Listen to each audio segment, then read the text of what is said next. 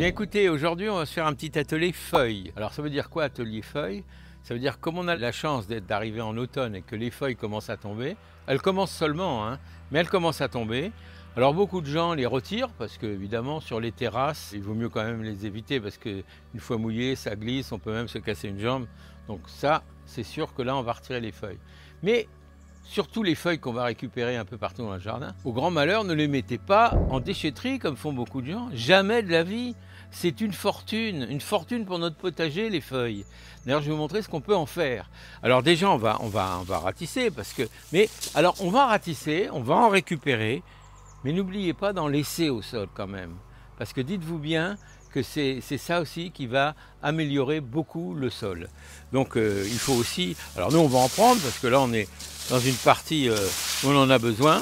Et puis tout n'est pas encore tombé, comme vous pouvez le voir, il y en a encore qui vont tomber. On va faire un lasagne. Un lasagne, c'est-à-dire, vous savez comment sont les lasagnes? C'est des couches qui se superposent. Donc on va superposer avec des feuilles, de la paille, de la cendre. Par-dessus ça, on mettra un terreau. Alors ce terreau, il sera destiné à recevoir nos futurs repiquages. On peut mettre aussi du compost si on en a. Et après, on pourra repiquer directement dedans. Ce qui va se passer, c'est qu'on va avoir une mise en putréfaction qui va se faire à l'intérieur de notre lasagne et qui va provoquer un peu de chaleur et qui, de toute façon, sera hyper bénéfique pour notre potager.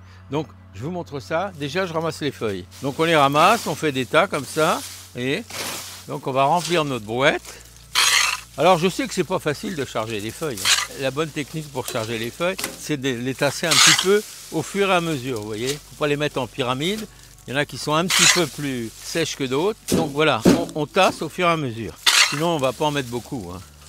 L'idée c'est quand même d'en avoir suffisamment pour former notre lasagne. Quel est l'intérêt des feuilles? Les feuilles, c'est un complément indispensable pour le potager et pour le sol aussi. Est-ce que vous êtes déjà posé la question, pourquoi est-ce qu'en forêt il n'y a pas d'herbe? Vous avez toutes les feuilles qui tombent, une forêt de feuillus, vous avez tout un tapis de sol et il n'y a pas d'herbe qui pousse. Pourquoi? Parce que les feuilles vont former un couvert végétal qui va se dégrader petit à petit et qui en même temps va enrichir le sol. Mais l'herbe ne va pas pousser. Donc ça c'est quand même très intéressant. Si vous avez beaucoup de feuilles, vous pouvez même pailler pendant l'hiver tout votre potager avec des feuilles. Vous n'aurez plus de mauvaises herbes et vous aurez un engrais naturel qui sera très bénéfique. Oui, alors donc pour charger la brouette, c'est comme ça que ça se passe. À chaque fois, on essaie de tasser de façon à pouvoir empiler. Sinon, vous allez mettre 3 fourches de feuilles et voilà, l'affaire sera réglée. Donc, c'est pas du tout ça qu'on veut faire. Alors là, c'est essentiellement des feuilles de tilleul, puisqu'on est sous un tilleul. Toutes les feuilles sont utilisables. Quand on a chargé sa brouette, alors bien sûr, charger les angles d'abord pour éviter que ça chute sur les côtés. Alors, la fourche qu'on a là, on va la piquer dedans. Donc ça va avoir la vertu de maintenir l'ensemble vers le centre. Donc on va faire ça, on va y aller doucement bien sûr. Et puis on y va. Donc voilà les amis, ici on avait un bac dans lequel on avait fait nos semis, on avait fait différentes choses. Maintenant, c'était avant le printemps ça, c'était tout au début du printemps.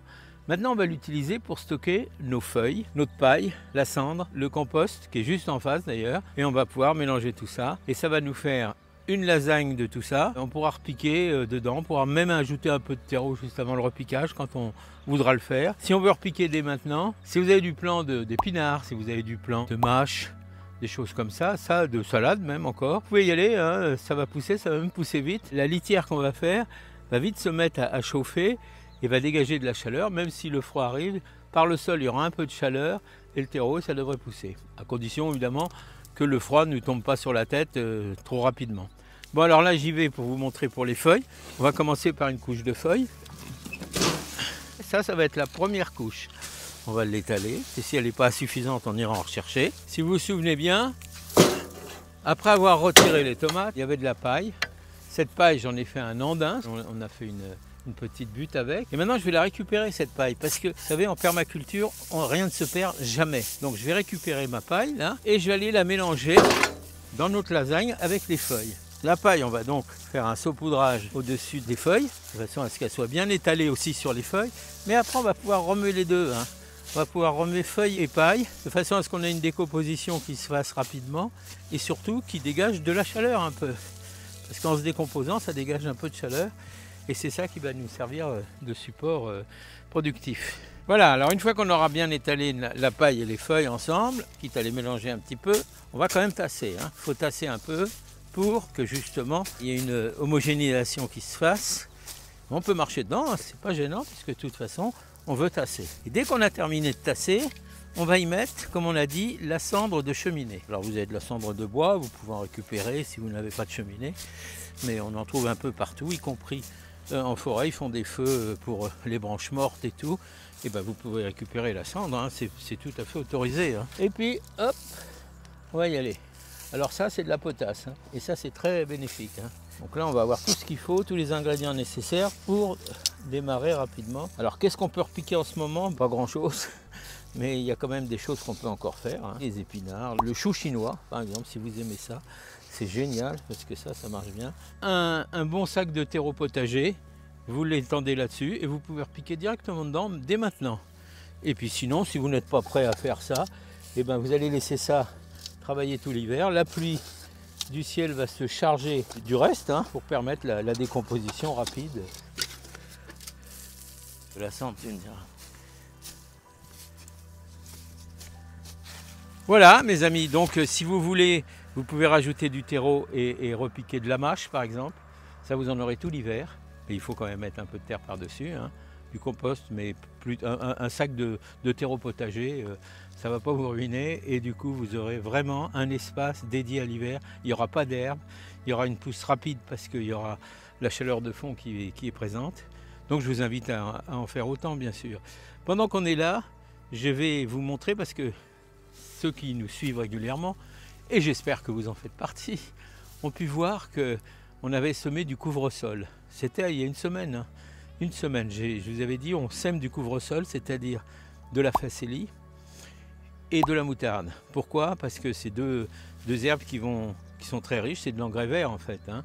Ça couvre le sol et ça enrichit beaucoup le sol, d'autant que plus que, comme ça fait plein de racines, ces racines-là aèrent le sol en même temps. Les vers de terre vont en sous-face et eux en surface. Donc on se retrouve avec un sol qui va être impeccable à travailler dès le printemps. Je vais profiter du fait qu'on soit là pour vous montrer quand même ce que ça a donné, ce qu'on a fait il y a 8 jours. On a semé, comme vous le savez, je vous l'ai dit, de la facélie et de la moutarde. Et je vous avais dit, mettez un voile, non pas pour le protéger de quoi que ce soit, un peu des oiseaux, mais c'est pas ça le plus grand souci. C'est surtout faire effet de serre et faire en sorte que ça germe rapidement. Alors voilà ce que ça donne. On l'a fait il y a 8 jours. Voilà ce que ça donne. Voilà. Ça a vite germé. Hein. Voilà, donc on a notre couvre-sol qui est là, qui va donc enrichir le sol, l'améliorer, et en même temps, on sera en mesure de pouvoir travailler dessus dès le printemps. Et bien voilà, ça je voulais vous le dire avant de conclure, donc je vous dis, faites-en autant, hein. C'est pas compliqué, vous verrez comme c'est agréable de jardiner. Et puis à très bientôt. L'autosuffisance, c'est important, et si on se débrouille bien, on a de l'autosuffisance. C'est important parce qu'on mange sain, on sait ce qu'on mange. Ça nous coûte quand même beaucoup moins cher si on utilise des méthodes comme celle-ci. Donc, à vous de jouer mes amis. À bientôt.